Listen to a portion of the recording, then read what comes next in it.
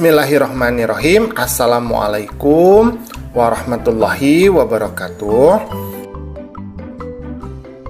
Anak-anakku, pada kesempatan kali ini kita akan belajar di kelas 4, pelajaran yang ke-9, yaitu materi mari melaksanakan sholat.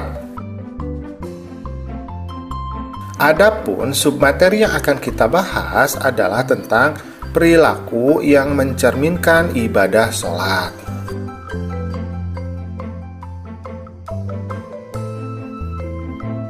Nah, anak-anakku, ada berbagai perilaku yang mencerminkan makna dari ibadah sholat.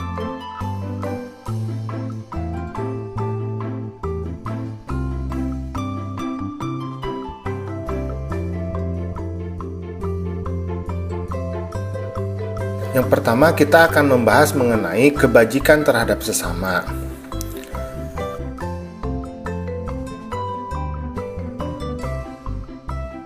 Misalnya, yang pertama yaitu melatih kekompakan, ya.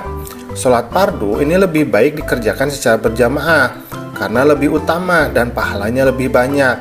Nah, pada saat sholat berjamaah akan terlihat kompak. Seorang imam sebelum memulai sholat selalu memperhatikan kesiapan makmumnya. Saf-saf harus disusun rapi, lurus, dan rapat di antara para makmum. Selanjutnya, imam memulai sholat dan diikuti oleh makmum hingga selesai. Gerakan sholat imam dan makmum ini selalu kompak.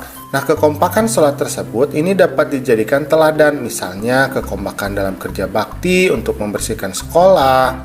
Nah, semua orang harus saling bahu-membahu agar tugas kerja bakti ini selesai dengan baik. Kemudian, mematuhi perintah ketua kelompok. Dalam sholat berjamaah, imam selalu diikuti oleh makmumnya. Takbir, ruku, sujud, tasyahud, dan gerakan imam lainnya ini selalu dipatuhi oleh makmum. Kemudian, tidak marah bila dinasehati. Imam sholat harus mau diberitahu kesalahannya. Makmum sholat juga harus mau dan berani memberitahu kesalahan imam. Ketika gerakan imam salah, maka makmum berucap subhanallah. Ketika bacaan imam salah atau lupa, makmum harus membetulkannya. Begitu pula ketika bekerja atau bermain, kita tidak boleh gampang marah dan harus saling menasehati. Semua itu dilakukan untuk kebenaran dan karena Allah semata. Kemudian, suka mengirimkan salam dan mendoakan teman. Setiap sholat selalu diakhiri dengan ucapan salam. Salam adalah ucapan untuk keselamatan, kerahmatan, dan keberkahan bagi orang lain. Dengan demikian, sholat mengajarkan kita untuk saling memberikan salam sesama teman. Apalagi salam juga bisa bermanfaat untuk mendoakan teman. Dengan saling memberikan salam, maka kamu bertambah akrab dengan teman-teman. Kemudian, menepati janji. Orang yang terbiasa sholat di awal waktu akan pandai mengatur waktu. Ia tidak suka menunda-nunda waktu sholatnya. Sepertinya ia sudah punya janji kepada Allah untuk menjumpainya pada awal waktu sholat. Kemudian, memupuk rasa solidaritas. Sholat diwajibkan bagi setiap muslim tanpa adanya perbedaan kaya, miskin, laki-laki, wanita, pejabat, sehat atau sakit sekalipun. Bahkan tidak ada perbedaan dalam pengkhususan saf-saf sholat di masjid. Bagi yang datang duluan boleh menempati saf-saf yang paling terdepan. Nah, kemudian yang kedua, ini kita akan berbicara tentang menghindari perilaku tercela. Misalnya, yaitu suka mengungkit-ungkit pemberian. Sholat yang khusyuk senantiasa mengajarkan keikhlasan, yaitu semua amal hanya untuk Allah.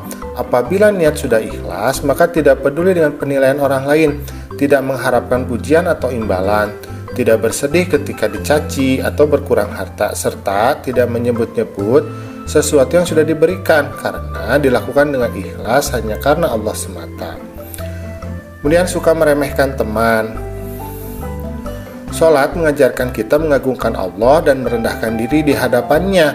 Sholat yang khusyuk akan menyadarkan betapa kecilnya diri kita. Segenap pujian, keagungan, dan kemuliaan hanyalah milik Allah.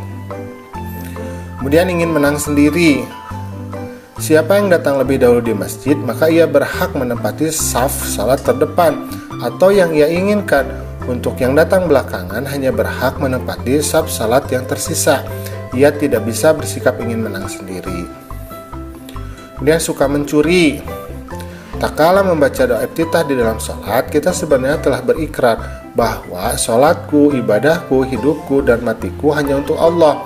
Selain itu, sholat sebenarnya akan mencegah kita dari niat berbuat jahat, termasuk mencuri atau mengambil sesuatu milik orang lain tanpa izin.